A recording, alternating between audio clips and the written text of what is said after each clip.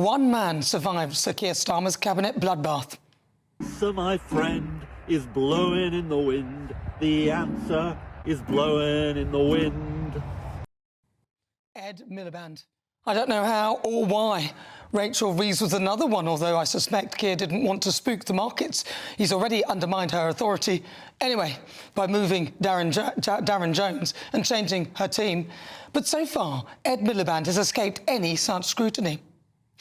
Energy Secretary Ed Miliband has been a disaster, and his latest harebrained scheme alone, rolling out ineffective heat pumps, has cost us, the taxpayers, £700 million in its first year.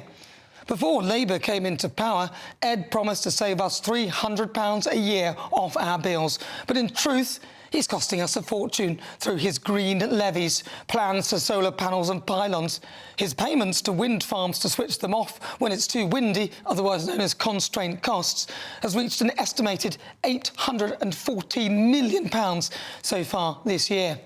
In fact, in total, rather than saving money, Ed's plans are estimated to cost £900 a year, 3 times what he said he'd save us. He said there'd be lots of green jobs. We should be going full pelt for the clean, green jobs of the future. But that's been deemed a fantasy, and he's upsetting industry in its pursuit of net zero, which involves no new drilling for oil and gas. The boss of Octopus Energy, Britain's biggest provider, has called for Labour to restart drilling in the North Sea. Greg Jackson, the chief executive of Octopus, said homegrown fossil fuels should continue to play a key part in the UK's energy mix. And in a piece in The Telegraph, Mr Jackson said exploiting North Sea resources was more environmentally friendly than relying on costly foreign imports of liquefied natural gas, which generate more emissions than domestically produced energy. And now, in his latest plan, Ed Miliband has blown another £700 million on grants designed to encourage us to rip out our perfectly good gas boilers and install heat pumps instead, which are currently ridiculously expensive, about £13,000, require a considerable amount of space and are completely impractical and inefficient given our current housing stock. Something you'd think Ed would have been well aware of. In fact, the grants given out to facilitate net zero schemes like this are now costing the Treasury more than the income they generate. To be precise, the Government Department for Net Zero has shelled out, wait for it, £692,108,250,000. Yes, that's right. If you're watching this on TV, just look at that figure on the screen. If you're listening on radio, let me try and repeat it. £692,108,250. That is the amount that is costing us. All of it to try and convince us to buy into their green agenda. Well, it's not working, Ed. In the 14 years when you were in opposition, Ed, you should have worked that out. That's about the length of time heat pumps have been around. An industry expert said they are too expensive to fit and too costly to run compared to what UK households are used to. In most cases, that's a gas boiler. If they were better than a boiler, heat pumps would be flying off the shelves without the need for subsidies. What stinks is that the vast majority of households are subsidising heat pumps through taxes and bills whilst not knowing how they can afford to heat their homes. Exactly, Ed. We can't afford it.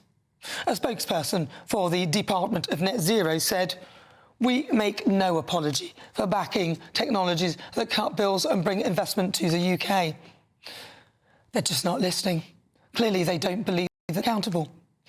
So let me tell you it to you, and let me tell it straight. Ed, you are a public servant, and that is our money that you are spending frivolously, I might add. I invite you onto my show one Sunday to explain to me why you think that you are beyond reproach. We are not happy with the direction of travel.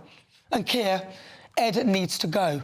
Take note for your next reshuffle. That's if you're still in post. And if you want to have a hope of winning the next election, ditch net zero.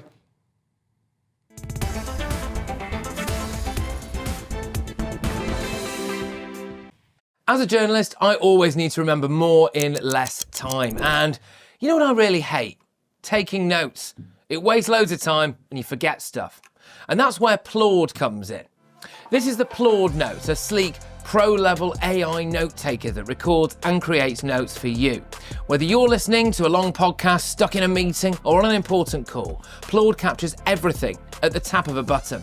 Then it gives you a smart, structured summary with all of the key takeaways. It even recognises different speakers by their voice, and you can choose from bullet points, to-do lists, or even mind maps. Your data's safe too, with end-to-end encryption and global privacy compliance. And with Claude's built-in AI, you can search everything you've ever recorded just by asking a question. It's slim, magnetic, under 30 grams, lasts up to 60 days on standby, and over 1 million people are already using it. Hit the link in the description and use code GB10 for £10 off your Claude order. Save hours of time and never miss a detail again. Link in the description below.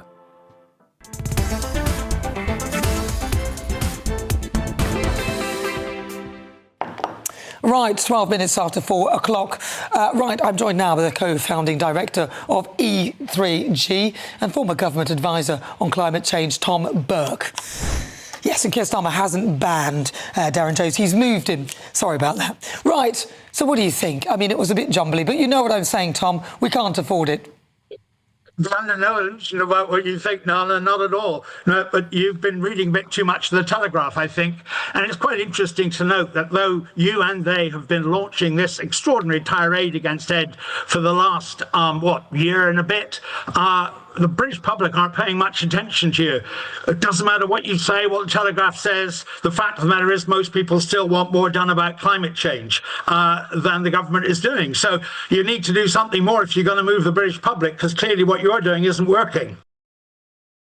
Well, look, you're saying that we've got it wrong, but, these sums are quite extortionate and quite expensive. Heat pumps cost about £13,000. A gas boiler is about £3,500.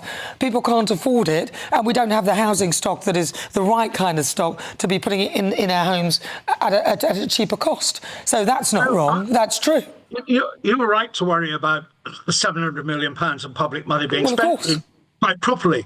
But if you're going to worry about that, you should be worrying about the 2.3 billion a year we spend on subsidizing an oil industry that's already making profits. So why are we continuing to subsidize an oil and gas industry which puts bills up for people and not subsidise an industry that actually gets bills down? Getting heat pumps. Where have they got bills?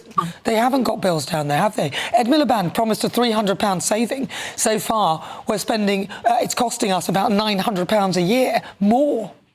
Well, he promised £300 if we got to net zero by 2030, and we're still not there yet. Was his promise. So give him, that's annually.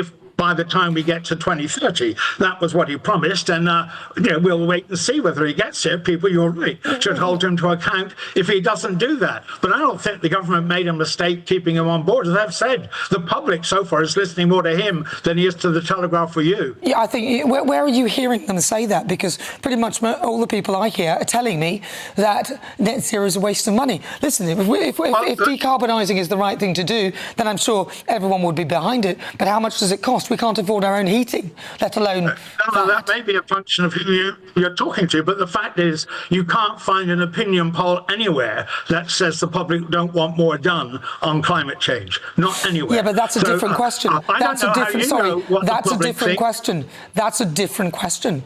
Do you want something done about climate change? Yes, I would answer yes to that. But do I want net zero? No. Perhaps they should ask that question. There's no point. You can't jumble it all in. Climate change is a natural. In my view, climate change is a natural phenomena. If we can do something to mitigate the effects of it, then absolutely. But do I want net zero? No. We got a carbon-free energy system, and used heat pumps, we'd be saving people about £400 a year on the bill. I think Ed was underestimating how much we could actually do. We've just produced a report that shows very clearly how you do that. Now, what you can't do is reduce bills if you go on running an electricity market that has gas set the price. And the gas is paid for at the price we have to pay for that gas is the global price set by people invading Ukraine, amongst other things. So if you want to get off that volatility that gas puts energy energy bills up, the best thing you can do very fast is get out of your gas boiler and into a heat pump, so you will drive your bills down. Who's to say that we won't end up in the same sort of cartel of price hikes when we have our own renewable energy? There's no guarantee that that will happen. In fact, we'll probably end up in the same place, but with renewables.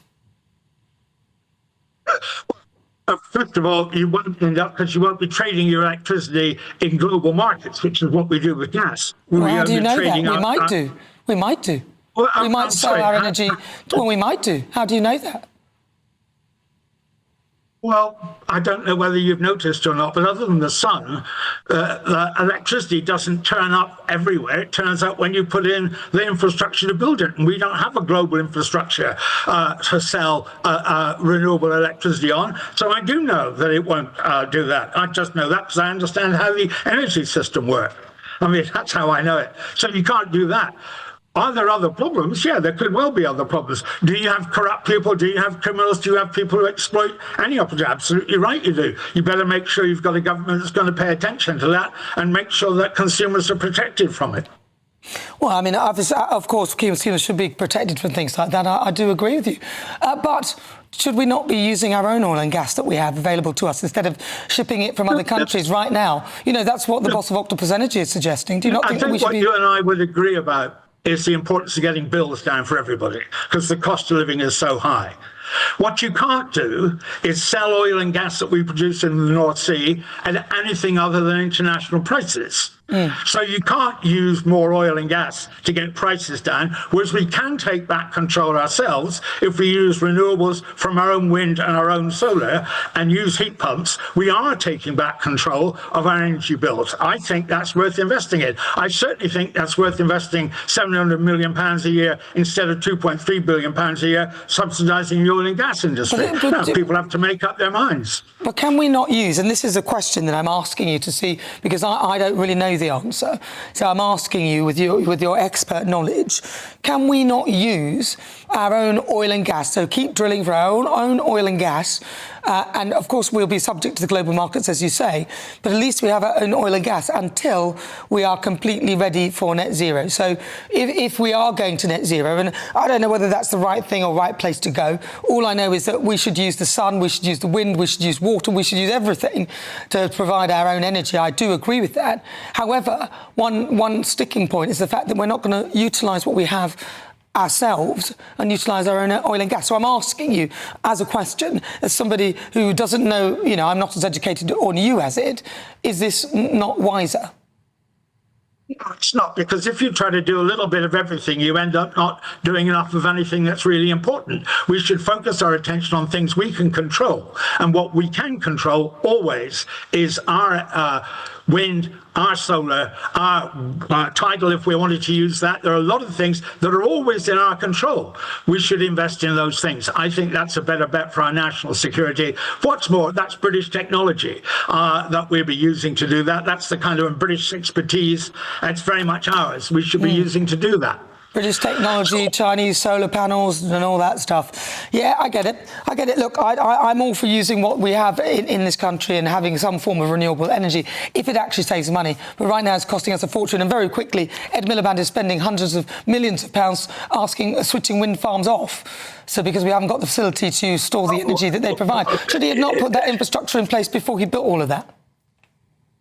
I wish we'd done a lot of things before we found out they were stupid not to have done them. Yeah, I agree with you about that. It should have been. I think it's completely insane to be turning off things that provide cheaper electricity while we still run nuclear power stations that provide very expensive electricity. I completely agree with that. I don't understand why the government is investing lots of money in more expensive nuclear power that won't help anybody with their bills instead of doing something that we can control, like investing in renewables. So I'm not remotely necessarily a fan of what this government is doing overall on it, but it is trying to do a bit of let's have a bit of everything, and the net result, as I say, is we're not doing enough of the things that really could make a difference. All right, well, listen, it's really good to talk to you, Tom. Thank you for that. Very informative. That is Tom Burke. He's the founding director of E3G and a former government advisor.